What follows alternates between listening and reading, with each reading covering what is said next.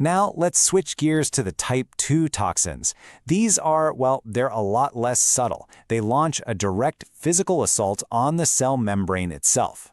And they do this in two main ways. First, you have pore-forming toxins, like the alpha toxin from Staph aureus. They basically assemble into a channel that punches a hole right through the membrane, causing all the contents to leak out, which kills the cell.